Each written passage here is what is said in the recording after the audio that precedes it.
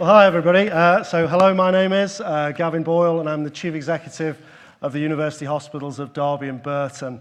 I really just want to say, it just seems like this has been an absolutely fantastic couple of days. I came here last year and I was bowled over by the enthusiasm of colleagues and all of the amazing things that you were doing, and it feels like we've had a repeat of that, and if anything, even better. But I want to just start by thanking colleagues in GS1 UK for organising such a fantastic event. So Chris Dias, our chair, Gary Lynch, chief executive, Harshal Gore, who leads up on healthcare, and the fabulous Glenn, possibly the best MC in the business. So absolutely fantastic. So I think we should just thank them.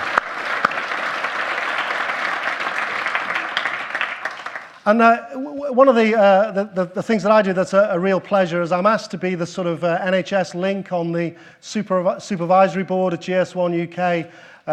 So it's quite an interesting experience for me because I sit around the table and next to me there are colleagues from Tesco's, Amazon, John Lewis, you name it. So you might wonder, as I'm sat there, do I feel like a bit of a fish out of water, the NHS guy amongst all these commercial people? But the answer is no, and the reason for that is what I've been really impressed with everybody that I meet at GS1 is their desire to use their expertise to help us on our journey as an NHS to improve patient care, and their aims are like my aims, their values are like my values. So I always find it a great privilege to work alongside GS1 colleagues and for the things they're doing and helping us with the journey that we're on within the NHS. And you might wonder, as a leader in the health service, why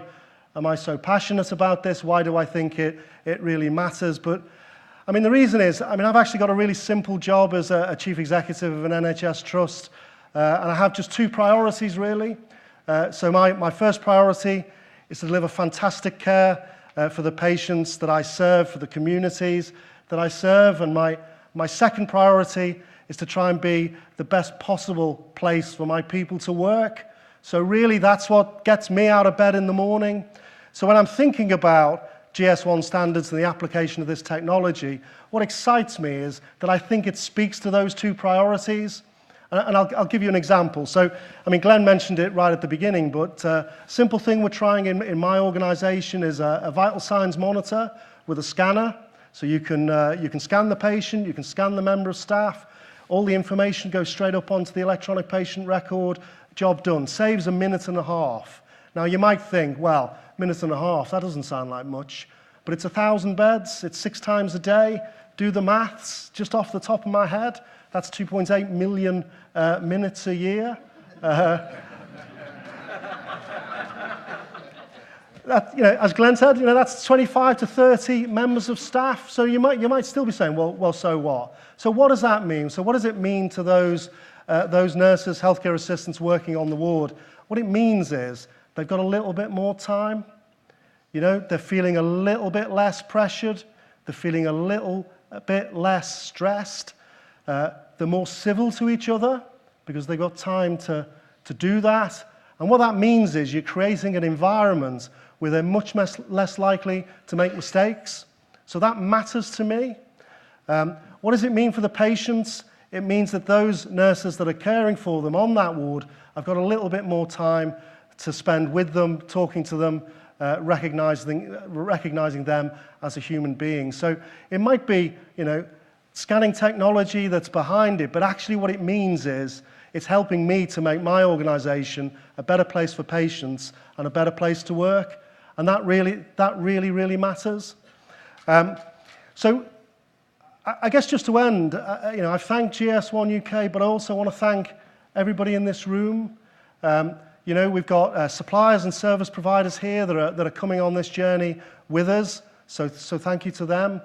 But I particularly want to reach out to my NHS colleagues here, and I was struck this morning by I think it was a question to Lord Pryor, which was, what are the regulators going to do to make this happen in the NHS? And I think David Pryor said a really clever thing, which was actually it ought to come from leaders within the system. So I agree that the regulators might have a part to play, but as a leader in the NHS, this is something that really speaks to me and what I'm hoping to achieve for the community that I serve. So I would commend all of you to go back to your organizations and share that message that it isn't about technology, it's about improving the lives of our people and our patients. So I'm conscious that for NHS colleagues it's tough out there. I mean, whether it's rising demand for our services, we've just come through an incredibly tough winter. We've got the regulatory environment changing around us. We've got the financial challenges, the challenges of system. We're all trying to work in a much more integrated way, and the way that information flows is going to be a key part of that. But we're working in a really tough operating environment. And I want to thank my NHS colleagues particularly for prioritising the last 2 days to come here, because it matters.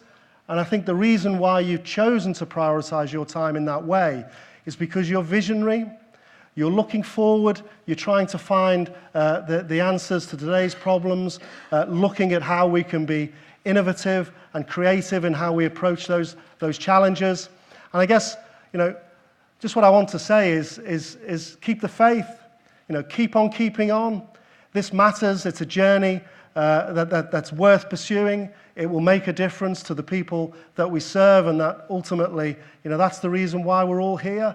So, I've really enjoyed hearing some of the stories about your journeys this morning, and I really look forward to coming back next year and hearing again about all the fantastic things that you're doing. So thank you.